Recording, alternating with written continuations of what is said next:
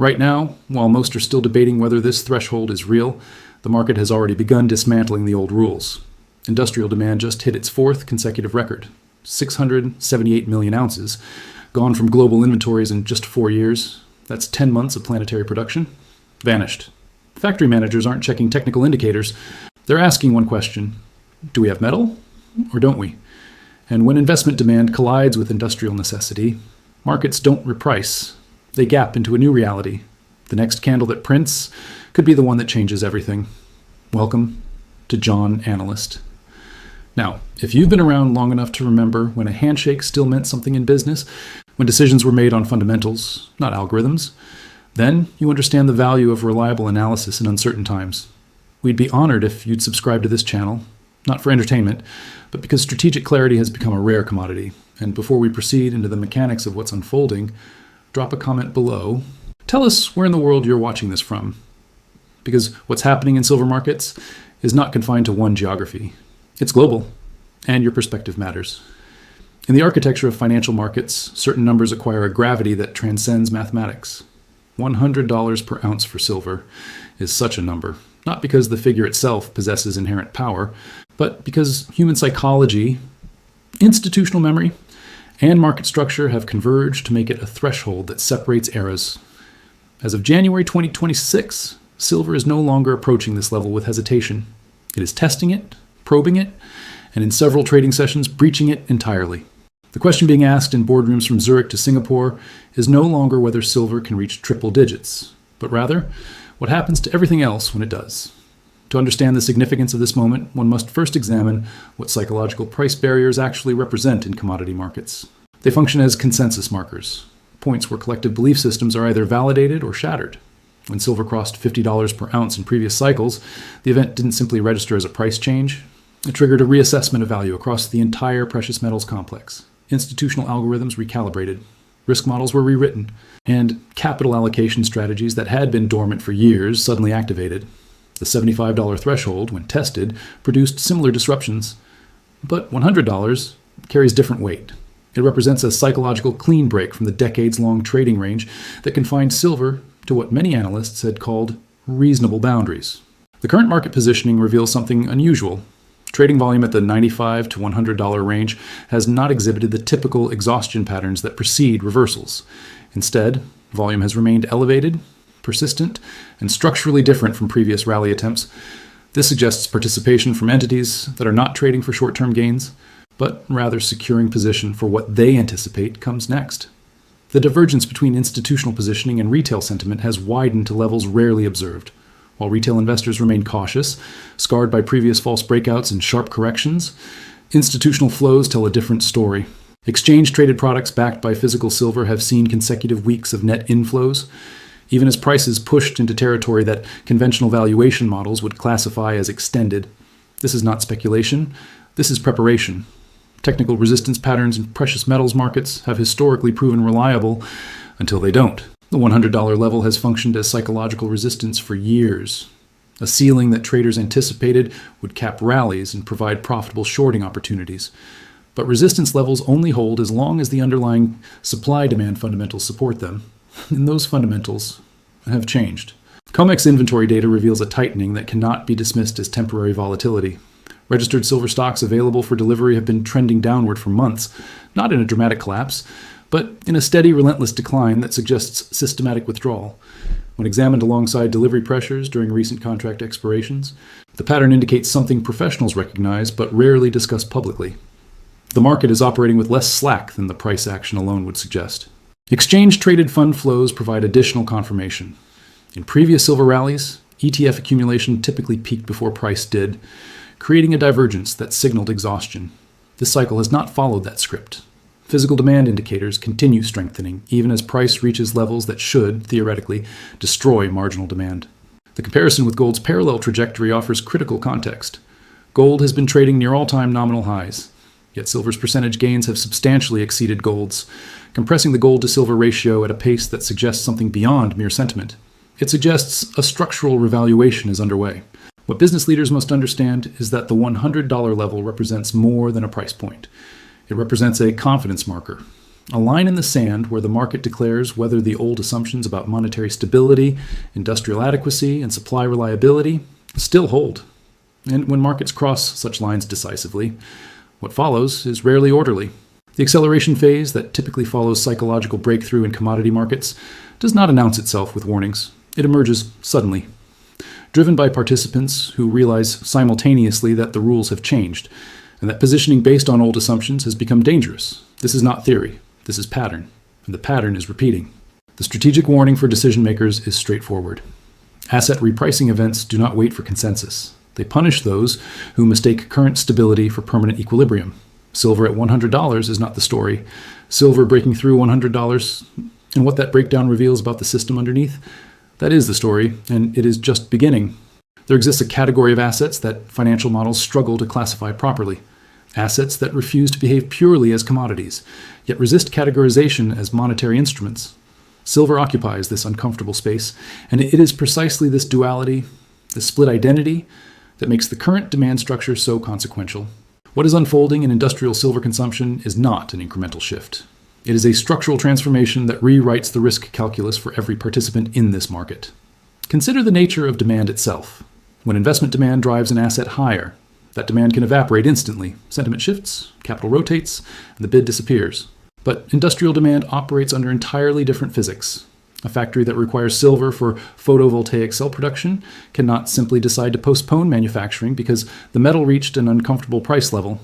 A semiconductor facility cannot substitute sentiment for conductivity. The equipment has already been built, the contract's already signed, the production schedule is already locked. Industrial demand, once embedded into supply chains, becomes structural. And structural demand does not negotiate. The transformation of silver's demand profile over the past decade represents one of the most underappreciated shifts in commodity markets. In 2014, the photovoltaic sector consumed approximately 11% of industrial silver demand. By 2024, that figure reached 29%. This is not a trend. This is a migration of an entire industrial ecosystem towards silver-dependent technology, and the migration is accelerating. Solar capacity additions globally are not slowing, they are compounding. National energy policies across dozens of countries have mandated deployment schedules that require exponentially increasing quantities of silver-intensive panels. These are not market forecasts subject to revision.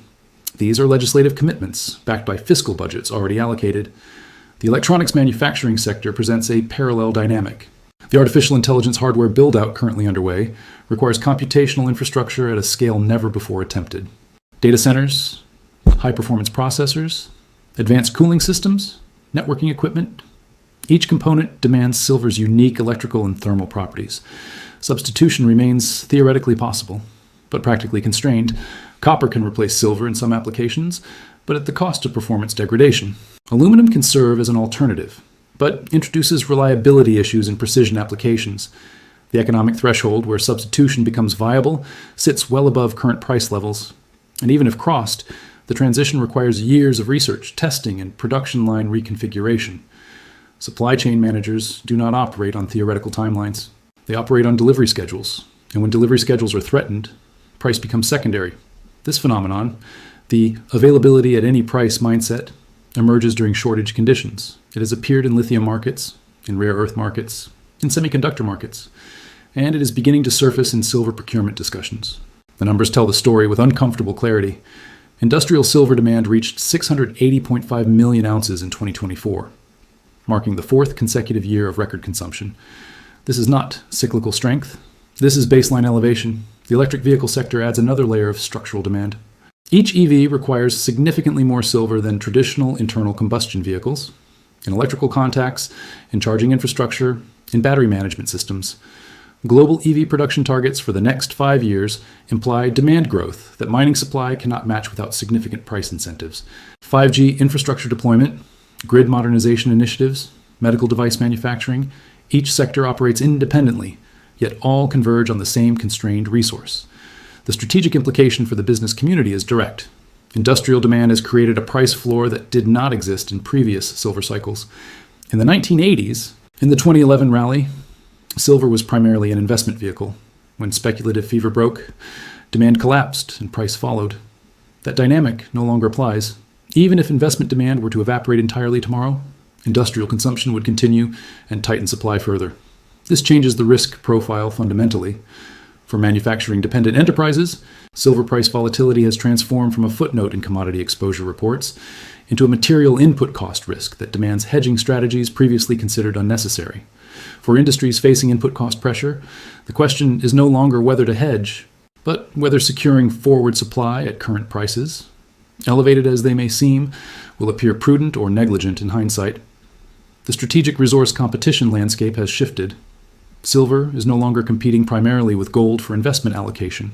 It is competing with copper for electrical applications, with platinum for catalytic uses, with rare earths for technological necessity. And in this competition, scarcity is becoming the determining variable. What business leaders must recognize is that industrial demand has altered the fundamental equation. The price floor is rising, not because of speculation, but because the modern economy has become structurally dependent on a metal whose supply has not kept pace. And structural dependencies do not unwind quickly. In the physics of markets, supply is supposed to respond to price. This is the foundational assumption upon which economic models rest. Higher prices incentivize production. Increased production restores balance. Equilibrium returns. Elegant in theory, catastrophically wrong. When the underlying supply structure cannot respond, silver's supply chain is not a system designed for responsiveness. It is a byproduct-dependent, geographically concentrated, bottleneck-riddled infrastructure.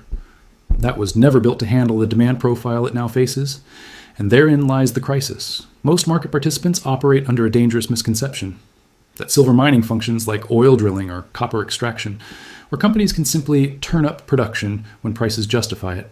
This reveals a fundamental misunderstanding of how silver actually reaches the market. Approximately 70% of newly mined silver does not come from primary silver mines. It emerges as a byproduct from lead zinc operations, from copper extraction, from gold mining. The economic decision to mine is not made based on silver prices. It is made based on the primary metal being extracted. Silver comes along for the ride, whether needed or not, whether profitable or not. This structure creates a supply response that is fundamentally inelastic to silver price signals. A copper mine does not accelerate production because silver reached $100. It operates according to copper market dynamics, copper demand forecasts, copper production schedules. Silver output from that mine remains fixed, regardless of silver's price trajectory. The implications are profound. Traditional commodity supply curves assume producers respond rationally to price incentives. But when 70% of supply is indifferent to price, the curve breaks, and when the curve breaks, price must do all the work of demand destruction. Except industrial demand cannot be destroyed by price alone. Refining capacity presents the second structural constraint. Even if mine output could magically increase overnight, the refining infrastructure to process ore into deliverable metal operates at fixed capacity. Refineries are not software. They cannot be scaled with additional servers. They are physical facilities with metallurgical processes that require specific temperatures, chemical inputs, and time. The global refining network is geographically concentrated, with meaningful capacity in only a handful of countries. Expanding this capacity requires capital investment measured in hundreds of millions, permitting processes that span years, and technical expertise that cannot be trained quickly. The industry has been operating near capacity for extended periods. There is no spare refining capability waiting to be activated. Recycling is often cited as the relief valve, the elastic supply source that will flood the market when prices rise sufficiently. The mathematics do not support this optimism. Recycling currently contributes approximately 1/5 of annual silver supply. This proportion has remained relatively stable even as prices have climbed. The reason is straightforward. Most silver in consumer applications is not economically recoverable. The metal is dispersed in tiny quantities across billions of electronic devices, soldered into circuit boards, embedded in switches, alloyed into contacts. Collection logistics are prohibitively expensive. Extraction processes are energy intensive and environmentally challenging. The price point where recycling becomes massively profitable is far higher than current levels. And even if that price point is reached, refining capacity constraints apply equally to recycled material. The deficit reality is not speculative, it is documented. In 2024, the global silver market posted a deficit of 148.9 million ounces. This was not an anomaly, it was the continuation of a multi-year pattern. From 2021 through 2024, cumulative deficits have reached approximately 678 million ounces. To contextualize this figure, it represents roughly 10 months of total global mine production, 10 months of planetary output, consumed from above-ground inventories. These are not abstract numbers. They represent physical metal that existed in vaults and warehouses, and now does not. Inventory depletion is the market's shock absorber. When supply falls short of demand, inventories fill the gap. But shock absorbers have finite capacity, and the data suggests that capacity is eroding. Exchange-monitored stocks have trended downward toward the 400 million ounce range, a level that sounds substantial until compared against annual demand exceeding 1 billion ounces. The distinction between eligible and registered inventory adds another layer of fragility. Eligible inventory is metal that meets exchange specifications, but is not available for immediate delivery. Registered inventory is what can actually be delivered against futures contracts. The registered portion has been declining more rapidly than total stocks, indicating that metal physically present in warehouses is increasingly unavailable for market settlement. This creates a scenario where paper claims on silver vastly exceed deliverable supply. And when that imbalance becomes visible, markets do not adjust gradually, they gap. Government mint behavior provides additional confirmation of supply stress. In recent months, a major sovereign mint temporarily suspended sales of certain silver products, not due to lack of demand, but due to inability to source metal at prices that made production economically viable. When sales resumed, listed prices had increased substantially. If governments struggle to secure adequate silver supply for their own minting operations, the implications for private market participants are clear. Production response timelines complete the picture of why supply cannot rescue this market. Bringing a new mine from discovery to production typically requires 7 to 10 years. Assuming permitting proceeds without complications, financing materializes, and metal grades justify development. At current prices, some marginal projects may achieve economic viability, but their output will not reach the market until the early 2030s at the earliest. The market imbalance is happening now. What happened in other commodity markets facing similar supply-demand divergences offers instructive precedent. Palladium, lithium, cobalt. Each experienced price dislocations that exceeded what fundamental analysts deemed possible. Each saw inventory drawdowns that persisted longer than models predicted, and each taught the same lesson. When supply structure cannot respond, price has no ceiling except demand destruction, and industrial demand does not destroy easily. The strategic assessment for business decision-makers is unambiguous. Supply cannot respond quickly to price signals. The structure will not allow it, which means the feedback loop between inventory draw and price volatility will intensify, not moderate. And those dependent on silver supply are not negotiating with a market. They are competing in an auction where the bidder willing to pay most secures the metal, and everyone else waits. Markets do not exist in isolation. They are expressions of deeper forces, reflections of systemic confidence, and early warning systems for structural change. Silver's push toward $100 is not merely a commodity story, it is a monetary story, and monetary stories end differently than supply-demand narratives. They end with repricing events that cascade across asset classes, currencies, and the assumptions upon which entire economies operate. To understand why silver explodes rather than simply rises, one must first understand the macroeconomic substrate in which this movement occurs. The debt accumulation trajectory across developed economies has reached levels that previous generations would have considered incomprehensible. Government debt to GDP ratios in major economies now routinely exceed 100%, levels historically associated with post-war reconstruction periods or economic collapse. Yet this debt continues expanding, not as emergency response, but as structural policy. The mathematics are straightforward. When debt compounds faster than economic growth, only 3 outcomes exist: default, inflation, or financial repression. Default remains politically unacceptable. Financial repression through negative real rates has been the chosen path. And negative real rates systematically destroy the purchasing power of currency-denominated savings. This is not theory. This is observable reality across sovereign bond markets globally. Investors holding government debt at current yields are guaranteed purchasing power losses when adjusted for actual inflation. The real interest rate environment has profound implications for hard assets. When the return on safe sovereign debt is negative in real terms, capital seeks alternatives that cannot be debased by policy decisions. Precious metals become not speculative bets, but rational portfolio allocations. The institutional allocation shift is already underway, though rarely discussed in mainstream financial media. Pension funds facing unfunded liabilities have quietly increased precious metals exposure. Sovereign wealth funds managing multi-generational capital have diversified beyond traditional reserve currencies. Family offices managing dynastic wealth have allocated to physical assets with greater urgency. These are not retail speculators chasing momentum. These are sophisticated institutions, making strategic decisions based on probability-weighted outcomes. Their participation changes market structure fundamentally. The trust variable is what separates ordinary commodity rallies from monetary events. In a normal commodity cycle, price rises, demand falls, supply responds, Equilibrium returns, but when the underlying trust in the monetary system itself becomes questioned, different dynamics emerge. Historical analysis reveals consistent patterns during periods of monetary uncertainty. When confidence in currency stability deteriorates, even incrementally, precious metals demand accelerates nonlinearly. The 1970s demonstrated this, the 2011 period confirmed it, and the 2020-2026 monetary experiment is validating it again. The difference this time is that industrial demand provides a floor beneath which price cannot fall, even if investment sentiment reverses. This creates asymmetry. Downside risk is bounded by structural industrial consumption.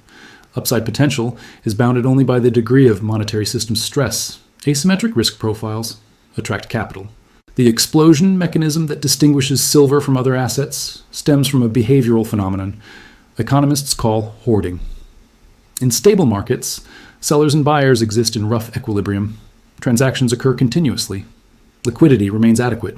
Price discovery functions normally. But when market participants collectively decide that future availability is uncertain, selling behavior changes. Holders withdraw offers. Inventory gets pulled from circulation. And the bid-ask spread widens catastrophically. This is not theory. This exact pattern played out in palladium markets in 2020, in lumber markets in 2021, in natural gas markets in 2022. Each time, the initial price rise appeared orderly. Each time, liquidity evaporated suddenly.